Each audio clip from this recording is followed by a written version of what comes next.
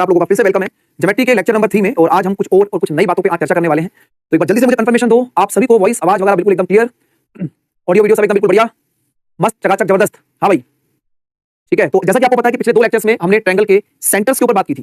ठीक है, आज भी हम लोग थोड़ा सा मैं आपको स्टार्टिंग में आज कुछ थ्योरम्स कराऊंगा, यानी कि जो ज्योमेट्री में थ्योरम्स होती है, जो परी में होती है, उसको मैं आज आपको कराऊंगा। क्योंकि अभी हमारा ट्रायंगल वाला ही पार्ट चल रहा है। आप लोग लगातार अगर क्लासेस के अंदर आए हुए हैं और लगातार आपने चीजों को देखा हुआ है, तो मैंने आपको बताया था कि मैंने आपको ज्योमेट्री पढ़ानी है इस तरीके से कि पहले ट्रायंगल, फिर उसके बाद सर्कल और फिर कुछ लाइंस के क्वेश्चंस। ठीक है, तो आज का लेक्चर जो है वो लेक्चर नंबर 3 है। अच्छा, इसमें मैंने आप लोगों के लिए कुछ पॉइंट्स में आपको सबसे पहले बताता हूं। एक चीज ध्यान रखना पहले तो, कि टेलीग्राम चैनल को जरूर ज्वाइन करके रखना भाई, क्योंकि टेलीग्राम चैनल पर आप लोगों को बहुत ज्यादा इंफॉर्मेशन आपको प्रोवाइड होती है, चाहे वो एग्जाम से रिलेटेड इंफॉर्मेशन हो, ठीक है, चाहे वो आप लोगों का क्लास यूट्यूब क्लासेस की इंफॉर्मेशन हो, या फिर कोई एक्स्ट्रा क्लास की इंफॉर्मेशन। ठीक है, अब यहाँ पर मैं एक स्लाइड बना के लेकर आया हूं आप लोगों के लिए, इसको आप देखो, क्योंकि थ्योरी बेस्ड क्वेश्चन आपके एग्जाम में यहाँ से डायरेक्ट बनते हैं। अब इसमें क्या क्या चीजें हैं वो मैं आपको बताता हूं। देखो क्या लिखा है, position of the point in a triangle. किसी भी ट्रायंगल के अंदर जो पोजीशन होती है उनके सेंटर्स की, वो कहां पर होती है।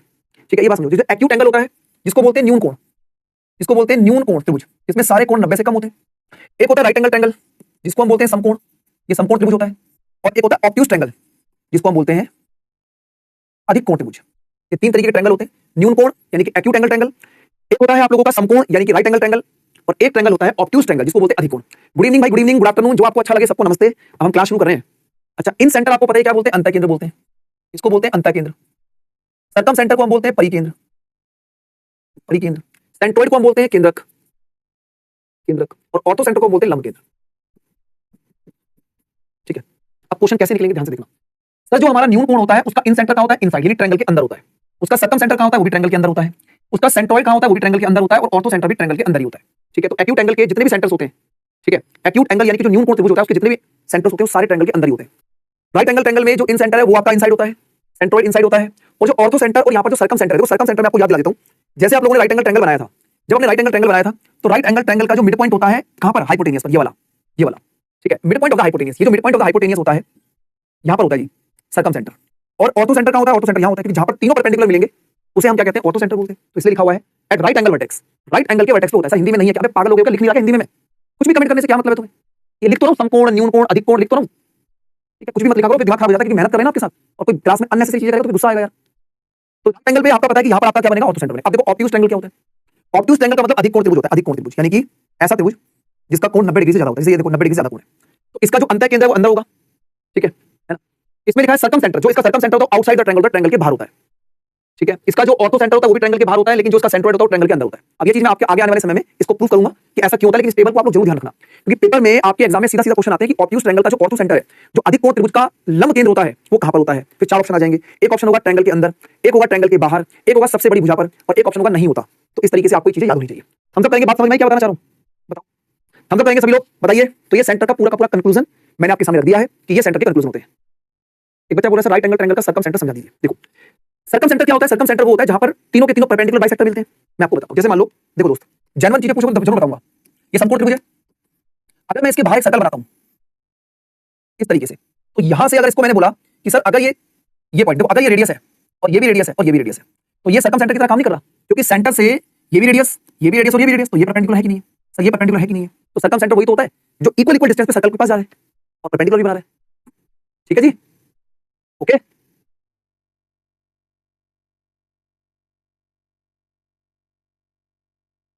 क्लियर हो गया? चलो अब यहां पर देखो भाई साहब, अब मैं कुछ थ्योरम्स आपको बता रहा हूं, कुछ इंपॉर्टेंट थ्योरम्स है जिसको हम बोलते हैं परिमेय। अब इन परिमेय को आपको याद रखना है, परिमेय कौन कौन सी होती है। पहली परिमेय आपके सामने ये रही, पहली परिमेय कह रही है ABC triangle AD is the angle bisector, यानी कि जो एडी है वो कोण समद्विभाजक है। एडी क्या है, कोण समद्विभाजक। एडी क्या है, कोण समद्विभाजक है।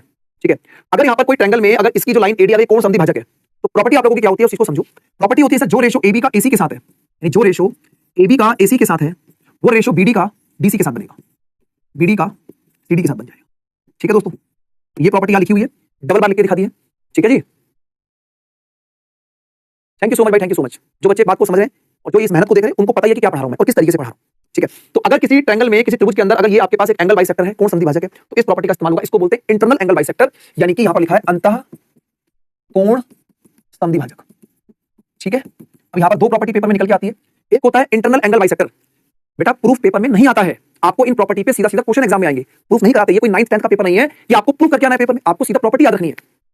चलो आगे बढ़े, नेक्स्ट पॉइंट आपके सामने है इंटरनल बाइसेक्टर के बाद एक्सटर्नल बाइसेक्टर, जिसको बोलते हैं बाह्य कोण समद्विभाजक, बाह्य कोण समद्विभाजक, यानी कि बाहर वाला कोण। कैसे सर? ये जो ट्रायंगल एबीसी है इसके बाहर वाला ये जो कोण दिख रहा है ये वाला, ये बाहर वाले कोण को इक्वल इक्वल पार्ट में डिवाइड कर, इसे बोलते हैं बाह्य कोण समद्विभाजक यानी कि एक्सटर्नल एंगल बाइसेक्टर। ठीक है, देखिए अब हमें क्या करना है इसके अंदर से, प्रॉपर्टी क्या है, जो रेशो AB का AC के साथ होगा, जो रेशो AB का AC के साथ होगा वो रेशो यहां B से लेकर जहां तक एक्सटर्नल बाइसेक्टर खींचा BD और साथ CD। ठीक है, तो इसको ऐसे याद रखना है, AB अपॉन में AC और BD अपॉन में CD। ठीक है जी, तो ये बाह्य कोण समद्विभाजक, ये इस पर क्वेश्चन पेपर में जरूर आते हैं। एक आपके पास है इंटरनल एंगल बाइसेक्टर अंतः कोण समद्विभाजक और एक है आपके पास एक्सटर्नल एंगल बाइसेक्टर बाह्य कोण समद्विभाजक। ठीक है, चलो आगे बढ़ते हैं अगले क्वेश्चन की तरफ, नेक्स्ट पॉइंट की तरफ। अब आप लोगों ने एक पॉइंट सुना होगा और जरूर इस चीज को आप लोगों ने कभी समझा होगा, सुना होगा कि दो त्रिभुज जो होते हैं वो सिमिलर कब होते हैं, दो ट्रायंगल जो होते हैं वो सिमिलर कब होते हैं, सिमिलर। अगर मैंने बोला कि एक ट्रायंगल एबीसी है और एक ट्रायंगल है डीईएफ और मैं बोलता हूं कि दो ट्रायंगल आपस में सिमिलर हैं, एक ट्रायंगल एबीसी और एक ट्रायंगल डीईएफ, अगर ये दो ट्रायंगल आपस में सिमिलर है तो सिमिलर कब होते हैं?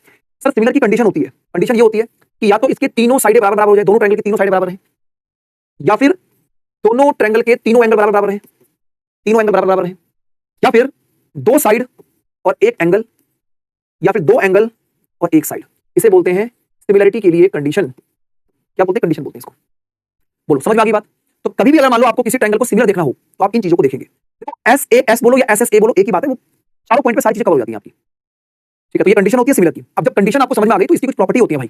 प्रॉपर्टी ये होती है कि जब दो ट्रायंगल आपस में सिमिलर हैं, जब दो ट्रायंगल एबीसी और डीईएफ, दो ट्रायंगल अगर आपस में सिमिलर हैं, triangle ABC similar to triangle DEF, तो जब दो ट्रायंगल आपस में सिमिलर होते हैं तो जो एरिया है ट्रायंगल एबीसी का और जो एरिया है ट्रायंगल डीईएफ का, जब दो ट्रायंगल आपस में सिमिलर होते हैं तो जो उनका एरिया है यानी कि जो उनका क्षेत्रफल है, जो उनका क्षेत्रफल है, उनकी क्रमागत भुजा, अब क्रमागत भुजा जैसे ये एबी है तो ये डी, ये स्क्वायर के बराबर होगा। अगर ये नीचे भुजा बीसी है तो ये ईएफ, और अगर ये एसी है तो ये डीएफ। तो क्रमागत भुजाओं के स्क्वायर के बराबर होता है, और क्रमागत का मतलब कोरस्पॉन्डिंग साइड के हमेशा स्क्वायर के बराबर होगा।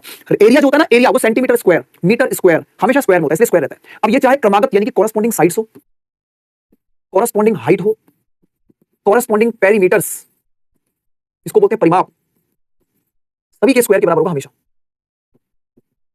ठीक है जी, तो क्षेत्रफल जो होता है, जो एरिया होता है वो हमेशा स्क्वायर के बराबर होता है। क्षेत्रफल जो होता है, जो एरिया होता है वो हमेशा कोरस्पॉन्डिंग साइड के स्क्वायर के बराबर होता है।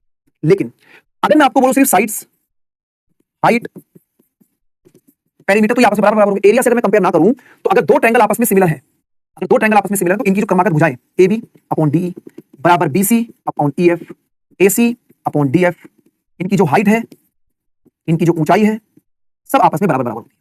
इनका जो परिमाप है, इनका जो पेरीमीटर है, वो आपस में बराबर बराबर होते हैं, क्योंकि पेरीमीटर हो गया वो सेंटीमीटर या मीटर में होता है, ऊंचाई हो गई वो सेंटीमीटर या उसमें होती है। तो हमेशा ध्यान रखना है कि अगर क्षेत्रफल से कंपेयर करेंगे तो स्क्वायर लगाएंगे, और अगर आपस में इनको कंपेयर करेंगे तो आपको दिखाना है ना, देखो अगर मैं आपको दिखाऊं, देखो ये पावर 2 से 2 अगर कटेगा तो क्या ये सारी बराबर बराबर नहीं आएंगी? AB बटे DE, BC upon EF, AC upon DF, ये सारी आपस में बराबर बराबर हो जाएंगी। लेकिन अगर मैं इसको एरिया से कंपेयर करता हूं तो ये हमेशा स्क्वायर के बराबर होता है। ठीक है दोस्तों, थम्स अप करेंगे।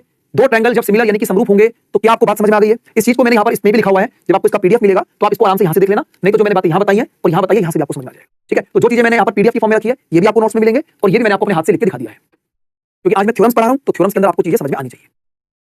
आगे बढ़े, नेक्स्ट जो थ्योरम आपके सामने है उसको बड़ा इंपॉर्टेंट थ्योरम बोलते हैं। 10th क्लास के अंदर हर एक बच्चा इस थ्योरम को पढ़ता है, और इस थ्योरम का नाम क्या है? इस थ्योरम का नाम है प्यारे दोस्तों थेल्स थ्योरम। क्या नाम है इसका? Thales theorem. हम लोगों ने थेल्स थ्योरम जो होती है, THA आ गया, THA सही लिखा, THA थेल्स थ्योरम। ठीक है, थेल्स थ्योरम। देखो थेल्स थ्योरम 10th क्लास में हर एक बच्चे ने पढ़ी होती है, क्योंकि इस पर क्वेश्चन एग्जाम के अंदर पक्का बनते हैं भाई। देखो थेल्स थ्योरम में अगर हम क्या करें तो कैसे इसका आइडेंटिफिकेशन होता है, कैसे हम पहचानते हैं कि ये थेल्स थ्योरम है। ठीक है, ऐसे पहचानते हैं कि जो बेस होता है ना BC, जहां पर एक लाइन डलती है DE, तो जो BC है वो DE के समांतर है। क्या है? समांतर।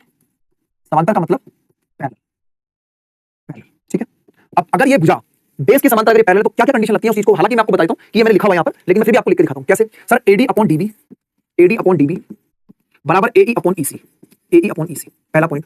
अगर आप इसको ऐसे लिखना चाहें, AD अपॉन पूरी साइड AB, AD अपॉन पूरी साइड AB बराबर AC AE अपॉन पूरी साइड AC, आप इसको ऐसे भी लिख सकते हैं। आप इसको ऐसे भी लिख सकते हैं दोस्तों, AD और DE और इधर AB और नीचे BC, या फिर अगर आप इधर से ले AE अपॉन DE और AC अपॉन BC।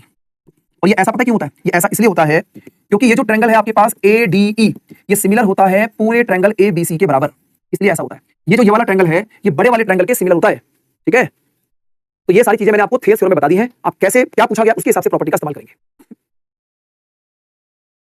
ठीक है जी, क्लियर हो गया?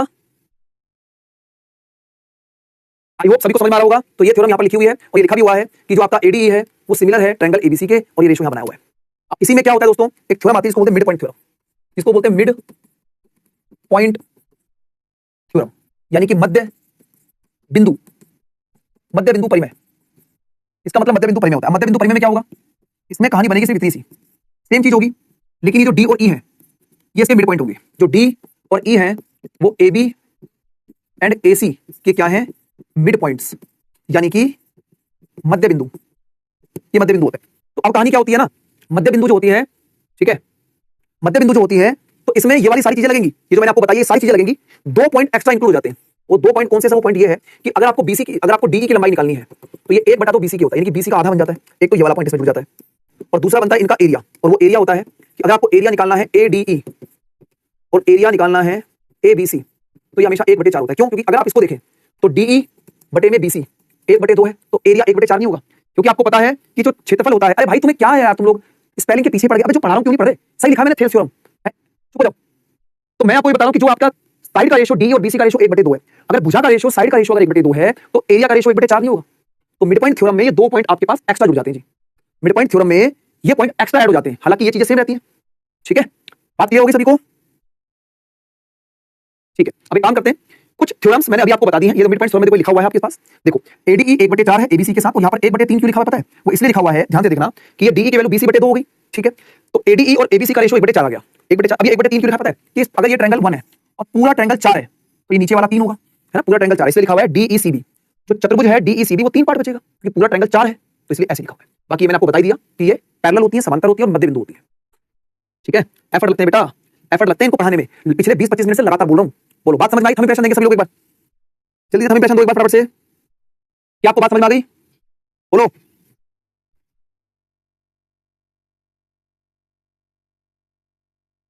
एक बटा तीन क्लियर नहीं हुआ? अरे भाई 1/3 का मतलब क्या है? जैसे आप ये देखो, ये पूरा ट्रायंगल ए बी सी और एडीई, देखो एडीई का रेशियो 1 है और एबीसी का पूरा रेशियो 4 है। तो अगर ये 1 है और पूरा ट्रायंगल 4 है, अगर ये 1 है और ये पूरा ट्रायंगल 4 है तो ये 3 नहीं बनेगा। ठीक है, क्लियर हो गया? चलो, तो ये मैंने इसलिए लिखा हुआ है भाई, ठीक है, कि सर अगर ये 1 है और पूरा ट्रायंगल 4 है तो ये 3 बनेगा, ये चीज है। ठीक है, चलिए अब मैं आपके सामने एक एक करके क्वेश्चन रखना शुरू कर रहा हूं, ठीक है, और आप मुझे क्वेश्चन के आंसर को बताना। ये लो जी, पहला क्वेश्चन आपके सामने रहा, चलो।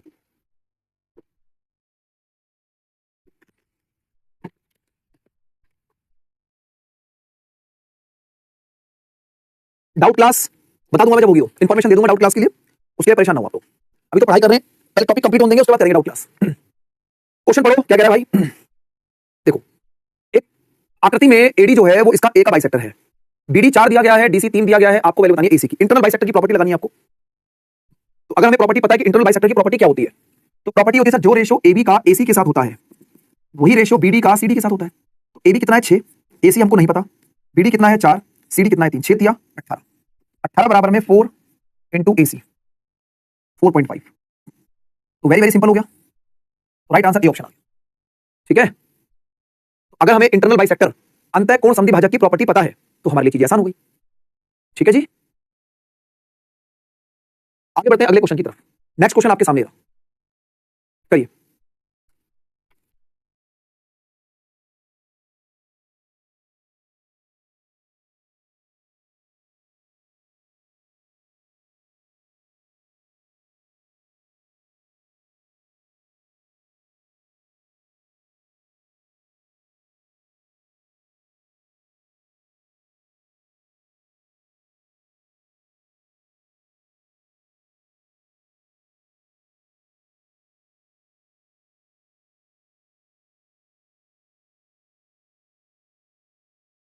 अब यहां पर क्या कहानी है? यहां कहानी है एक्सटर्नल बाइसेक्टर की, यानी कि बाह्य कोण द्विभाजक। अब एक्सटर्नल बाइसेक्टर में क्या होता है कि जो रेशियो एबी का एसी के साथ होगा, जो रेशियो एबी का एसी के साथ होगा वो रेशियो पूरा बीई का सी के साथ होगा। तो यही तो होता है, यही चीज हमें ध्यान रखनी है। इसलिए मैं आपको बता रहा हूं कि प्रॉपर्टीज और थ्योरम्स को धीरे धीरे करके याद करना है।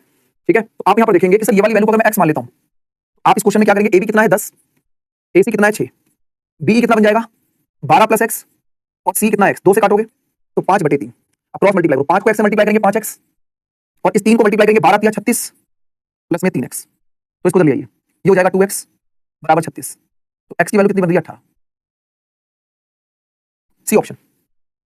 ठीक है, तो ये क्वेश्चन आंसर तभी हम निकाल पाएंगे जब हमें पता होगा कि इंटरनल बाइसेक्टर की प्रॉपर्टी क्या है, एक्सटर्नल बाइसेक्टर की प्रॉपर्टी क्या है। कई बार डायग्राम हमें बना बनाया मिलेगा, कई बार डायग्राम हमें खुद से बनाना पड़ेगा। ठीक है, आगे बढ़े जी, बोलो क्लियर है?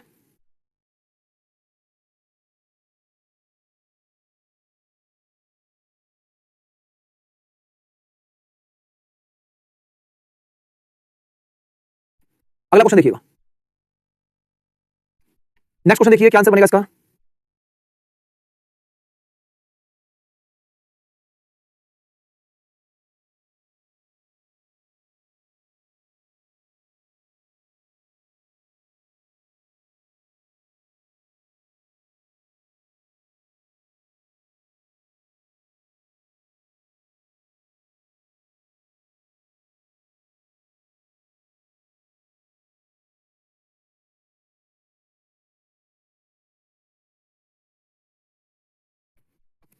देखिए, दो समरूप त्रिभुज एबीसी और पीक्यूआर का परिमाप दिया हुआ है 3624। अब समझना बिल्कुल ध्यान से सर, जो दो त्रिभुज आपको दिए गए हैं उन दो त्रिभुज के अंदर इनका जो परिमाप है यानी कि जो पेरीमीटर है, एक ट्रायंगल एबीसी है और एक ट्रायंगल है पीक्यूआर, तो इसका परिमाप है कितना 36 और इसका परिमाप कितना है 24। आपको कह रहा है पीक्यू की लंबाई कितनी है 10, तो आपको एबी की लंबाई बतानी है। अब जब दो ट्रायंगल आपस में सिमिलर होते हैं, जब दो ट्रायंगल आपस में सिमिलर यानी कि समरूप होते हैं, तो जो उनके परिमाप होते हैं या जो उनकी भुजाएं होती है बराबर बराबर होती हैं। तो अगर आपने बोला कि ट्रायंगल एबीसी का परिमाप 36 है और ट्रायंगल पीक्यूआर का परिमाप 24 है, तो अगर आपने यहाँ पर ऊपर ट्रायंगल एबीसी की कहानी ली है और नीचे ट्रायंगल पीक्यूआर की कहानी ली है, तो यहाँ पर इसकी भुजा लेंगे एबी और इसकी भुजा लेंगे पीक्यू यानी कि 10। तो आप बोलेंगे सर 36/24 बराबर एबी और पीक्यू हो जाएगा 10। तो 12 दूनी 24 और 12 तिया 36, 2 पंजे 10, तो 5 गुणा में 3, तो एबी कितना आएगा 15 आएगा। ठीक है, ए ऑप्शन। ठीक है, बात समझ में आ रही है सभी को? चलिए, तो ये वही कहानी है जो थोड़ी देर पहले हमने आपके साथ बताई थी कि जब दो त्रिभुज समरूप होंगे तो ये कहानी चलेगी आपके पास। ये बताइए, डायग्राम बना हुआ है, क्वेश्चन को सॉल्व करिए। करिए जी। देखो मैं साइड इसलिए होता हूं ताकि आप कंफर्टेबली क्वेश्चन को सॉल्व कर सकें। बार-बार स्क्रीन पे आता हूं तो तुम्हारा ध्यान भटकेगा, इसलिए साइड हो जाता हूं। अब तुम्हें मेरी शक्ल इतनी प्यारी है तो मैं चिपक जाता हूं ऐसे करके, बिल्कुल ऐसे हो जाता हूं। करिए, स्क्वायर तब होगा जब एरिया से कंपेयर करेंगे। ठीक है सिद्दीकी,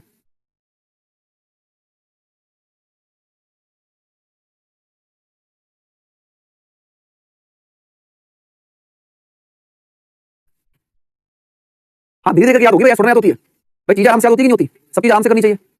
हाँ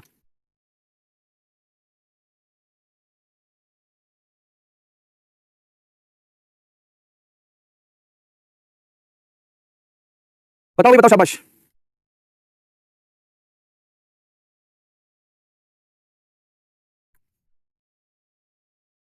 अब देखो आपको दिख रहा है कि एक फिगर में जो आपका ये पीक्यू है ये बीसी के पैरेलल है, और अगर ये पैरेलल है तो थेल्स थ्योरम का इस्तेमाल होगा, है ना।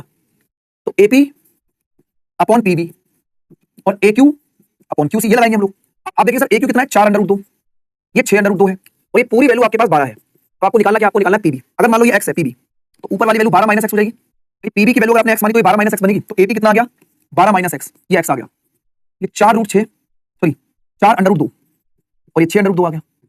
ठीक है ना, तो रूट 2 से रूट 2 कटेगा, 2 दूनी 4 और 2 तिया 6, क्रॉस मल्टीप्लाई कर देते हैं, 12 गुणा में 3 36 माइनस 3x। ठीक है, और 2 को x से गुणा करा तो ये 2x आ गया, तो ये बनेगा 36। सही है, ए बी, अच्छा 20 है, ओहो 20 है यार, 12 कहां से आ गया, 20 है।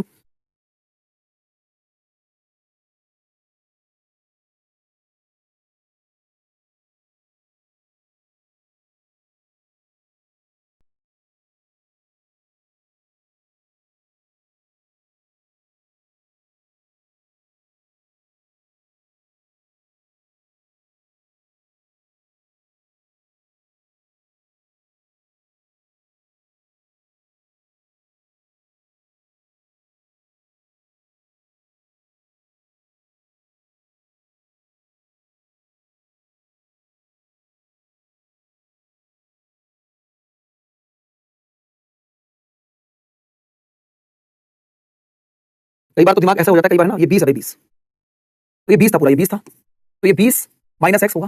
तुम 12 बताए थे क्या आंसर, तो दिमाग में 12 चल गया यार, तुम 12 बताए थे, मैंने 12 लिख दिया, तो ये जाएगा 20 माइनस में एक्स और ये हो जाएगा एक्स। अब सही है, तो 20 तिया 60 माइनस में 3x बराबर 2x, तो 3 को तो लेके आएंगे तो ये हो जाएगा 5x, 5 से कटेगा 12, तो x की वैल्यू 12 आ गई जो कि पीबी है। वो 12 कमेंट में लिखते थे, मैंने 12 लिख दिया, है ना। तुम लोग 12 कमेंट में लिख रहे थे, मैंने 12 लिख दिया सीधा, मैंने लो भाई, लो 12 तुम सीधा। ठीक है, क्लियर हो गया। चलो, आसान क्वेश्चन था। आसान कब था जब प्रॉपर्टी आपको पता थी, अदरवाइज दिक्कत हो जाती ना। ये बताइए, अगला क्वेश्चन आपके सामने रहा।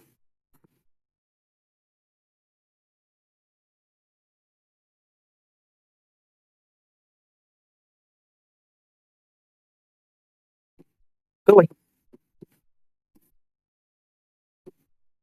बताइए।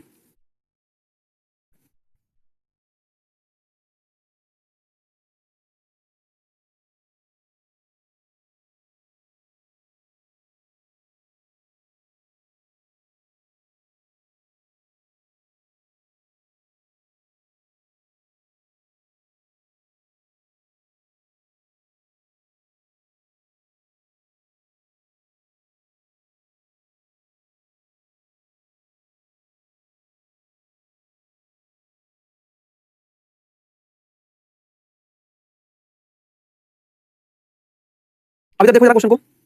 एक त्रिभुज एबीसी में, एक त्रिभुज एबीसी है जिसमें डीई पैरेलल है बीसी के। जो डीई है वो बीसी के समांतर है।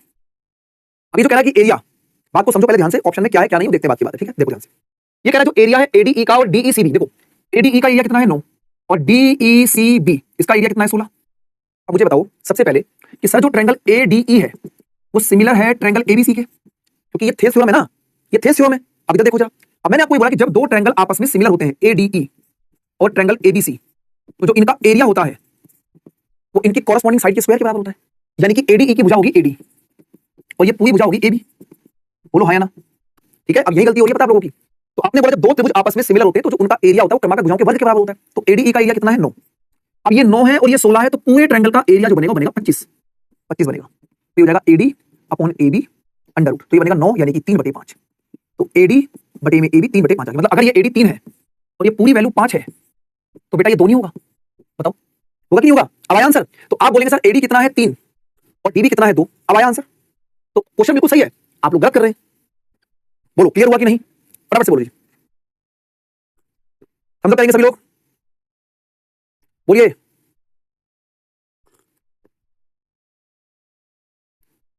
ठीक है, चलो आगे बढ़ते हैं।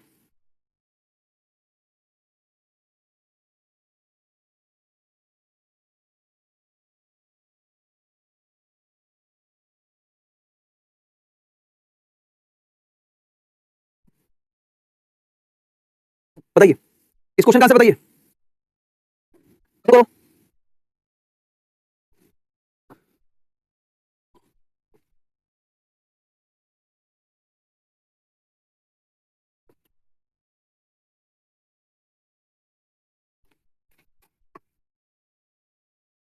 क्वेश्चन ये कह रहा है कि एक ट्रायंगल एबीसी के अंदर बीसी के पैरेलल एबी और एसी पे पॉइंट पी और क्यू है। एक ट्रायंगल एबीसी है और इसमें बीसी के पैरेलल एक लाइन है, तो एबी पर पॉइंट है पी और एसी पर पॉइंट है क्यू और ये लाइन पैरेलल है। अब ये कह रहा है एबी जो है वो 3 टाइम्स ऑफ एबी जो है वो 3 टाइम्स ऑफ पीबी, यानी कहने का मतलब है कि एबी बटे में पीबी वो कितना है 3/1, यही मतलब है 3/1। तो दोस्तों यहां पर आपको समझना है कि अगर एबी आपके पास 3 रेशो है और पीबी आपके पास 1 रेशो है तो ये 2 बनेगा। बोलो क्लियर है कि नहीं। ठीक है ना। अब ये कह रहा है कि सर आपको बताना है रेशो पी क्यू का बीसी के साथ। देखो पी क्यू का रेशो बीसी के साथ बताना है, तो ये मुझे बताइए कि जो ratio AP upon P Q, AP upon P Q बराबर एबी अपॉन बीसी होता है कि नहीं होता। बोलो भाई थेस थ्योरम, क्योंकि आपको पता ही है कि सर जो ट्रायंगल आपके पास ए पी क्यू है वो सिमिलर है ट्रायंगल एबीसी के। तो एपी कितना है आपके पास 2, पी क्यू आपको नहीं पता, एबी कितना है 3 और बीसी आपको नहीं पता। आपको रेशो बताना है पी क्यू के साथ 2/3 आ जाएगा, 2/3। ठीक है, राइट आंसर डी ऑप्शन। बोलो जी। जो मैंने आपको पढ़ाया है वही करा रहा हूं मैं आपको, और इसलिए आज हल्के क्वेश्चन करा रहा हूं ताकि कल की क्लास में जब आप आए तो आपको चीजें समझ में आए। ठीक है ना। तो कल थ्योरम को याद करके आना, आज वही क्वेश्चन करा रहा हूं जो थोड़ा सा आपको परेशान कर सकते हैं। ये बताइए अगला क्वेश्चन देखो। जल्दबाजी क्यों कर रहे हो फिर, अगर जल्दबाजी के चक्कर में गलती हो रही है तो जल्दबाजी मत करो, आराम से करो। मैं तो प्रॉपर टाइम दे रहा हूं आप लोगों को।